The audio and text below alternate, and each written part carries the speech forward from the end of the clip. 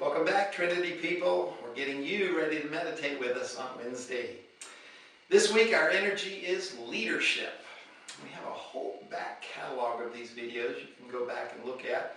And I think I've talked about leadership before. When I went back and reviewed that video, I said, wow, that's some interesting stuff I said. What I'm going to tell you tonight is coming at it from a different angle. I still stand by all of that other stuff, but this is a different way to look at it. I draw my inspiration for these videos from many of the martial arts that I've studied, and not all of that is the traditional Japanese karate or kung fu or any sort of oriental style. There's martial arts all over the world. I was reading a wonderful article recently on the Zulu warriors of Africa, and they were big fighters, and so of course they have a martial art. It involves weapons, but many martial arts do. It's not all open hand, unarmed combat. The Zulus had a particular style to their martial art. They had a shield in one hand and a spear or a war club in the other. And so they would do this motion all the time. They would jam the shield in your face and then come in with that strike, whether it be a spear or a club or whatever.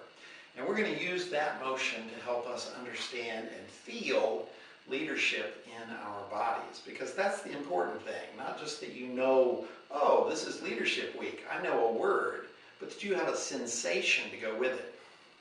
The two pieces of leadership that I want to talk about tonight are contained in this motion. If you're in some sort of tense situation, you should have your hands up. I don't know how many times I have to say that, but this is the most important thing. If your hands are down by your side, you are a goner.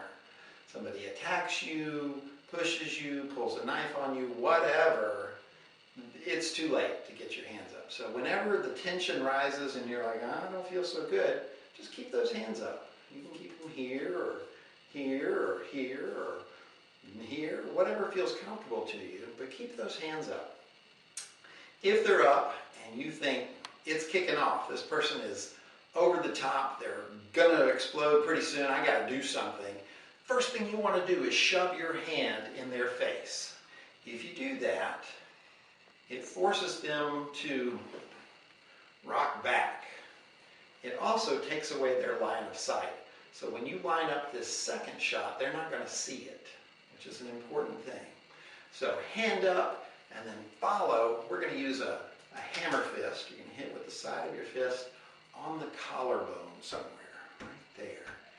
You can generate a lot of force with this hammer fist because unlike your knuckles, it's hard to break the side of your hand through impact. You can smack something pretty hard with the side of your hand and it doesn't hurt. Go try and punch a wall with your knuckles and you'll be crying. But if you hit the wall with the side of your hand, you're usually okay.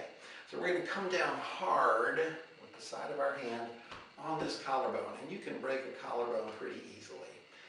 Many of you have gone through that in childhood. You fell off your bike or something and pop, there goes the collarbone. And you had to wear a brace for weeks and it's hard to raise your arm. Even if you don't break it, just hitting it really hard will send a shock through all these nerves and it's hard to get your hand up at that point.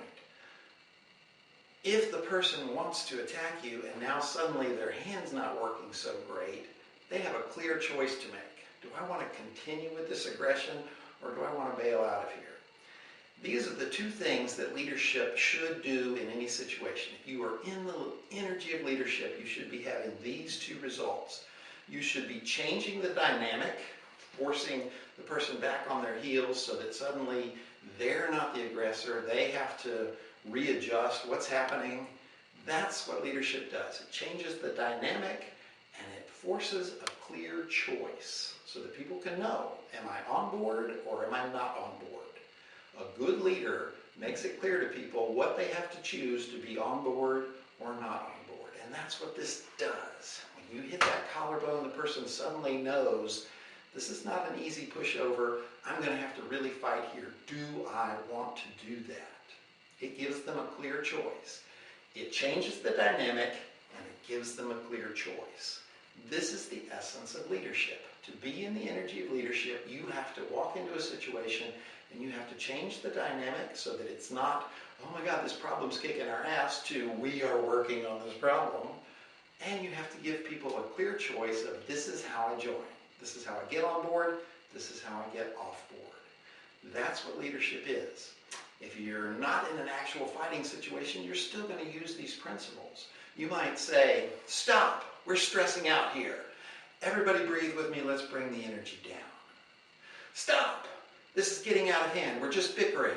Everybody breathe with me, let's bring the energy down. Those same motions bring you the two principles of leadership in any situation. Try it out. If you think this stuff's cool, like this video and subscribe to our channel. And we'll see you for the next one.